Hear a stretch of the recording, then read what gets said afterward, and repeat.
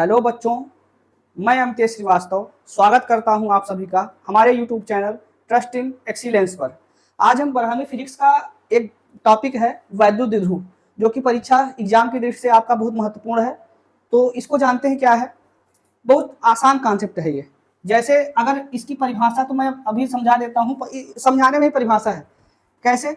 अगर मैं दो आवेश ले लूँ, एक माइनस दूसरा प्लस, या पहला प्लस दूसरा माइनस, अगर इनके बीच की अल्प दूरी हो, बहुत कम दूरी हो, तो ऐसी व्यवस्था को ही हम वैद्युत द्विध्रुव कहते हैं। मतलब अगर ये एक छोटी दूरी माने, एक आवेश यहाँ हो एक आवेश यहाँ हो, इसी डंडे को हम कह सकते हैं कि ये डंडा कैसा है, वैद्युत द्विध्रुव है। एक वैद्युत द्विध्रुव को हम क्या कहेंगे कि एक ऐसा डंडा जिसकी लंबाई बहुत कम हो, एक सिरे पर माइनस आवेश और दूसरे सिरे पर प्लस आवेश हो, इसी को हम कह सकते हैं कि ये वैद्युत द्विध्रुव है। जैसे एग्जाम्पल में HCl H2O देख लीजिए, H पर कैसा चार्ज रहेगा प्लस, Cl पर कैसा चार्ज रहेगा माइनस। बीच की दूरी अल्प होगी तभी तो ये आपस में जुड़कर HCl बने हैं। ऐसे ही H2O, H2 पर डबल प्लस, O पर डबल माइनस, बीच की दूरी कम होने के नाते ये आपस में जुड़कर H2O बने हैं।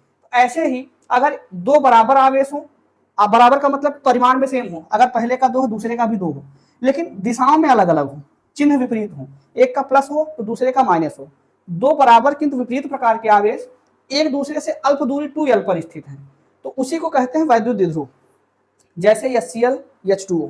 अब अगर मैं पूरी परिभाषा कहूं तो अपने मुंह से इसकी परिभाषा क्या होगी कि यदि दो बराबर किंतु विपरीत प्रकार के आवेश, यदि दो बराबर किंतु विपरीत प्रकार के आवेश एक दूसरे से अल्प दूरी 2l पर स्थित हो तो उसे वैद्युत द्विध्रुव कहते हैं। यही इसकी सामान्य सी परिभाषा है।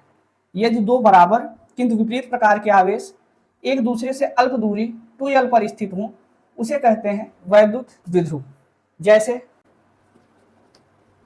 जैसे इसका एग्जाम्पल क्या लिखेंगे, HCl, H2O, ये है वैद्युत द्विध्रुव।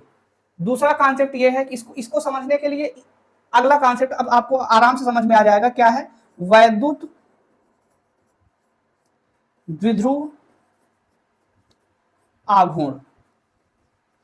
अगर आपने वैद्युत द्विध्रुव समझ लिया है तो ये अवश्य समझ में आएगा।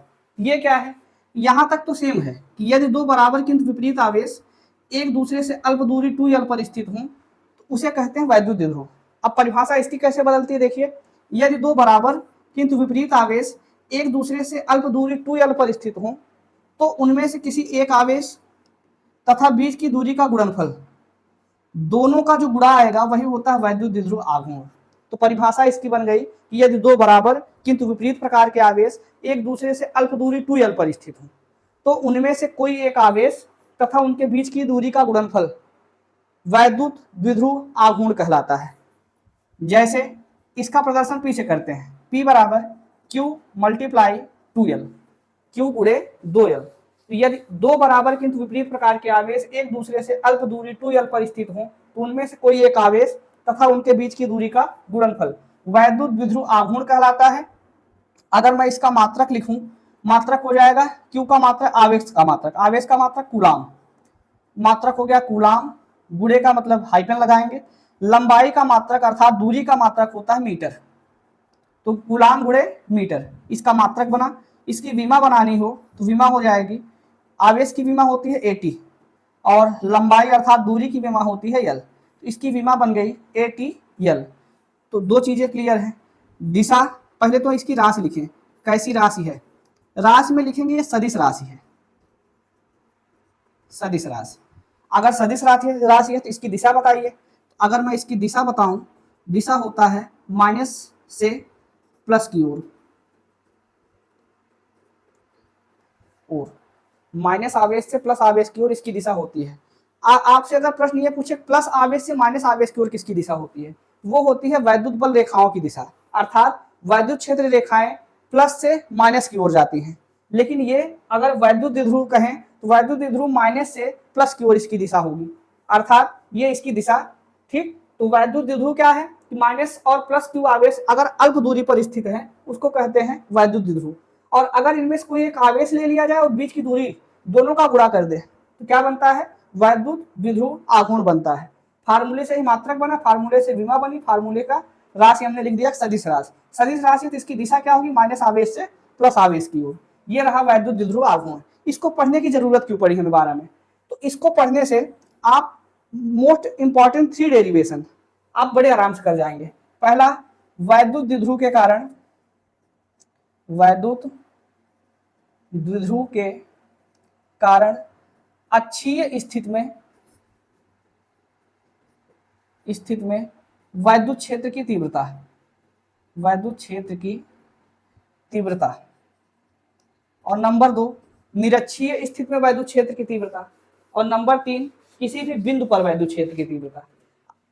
नंबर 2 किस स्थिति में है? निरक्षीय। और तीसरा किस स्थिति में है? किसी भी बिंदु पर, किसी भी बिंदु पर। तो ये है क्या? अक्षीय स्थिति का तात्पर्य है, जैसे हमने कहा ये माइनस आवेश, ये प्लस आवेश, इसी को हमने कहा ये वैद्युत द्विध्रुव है।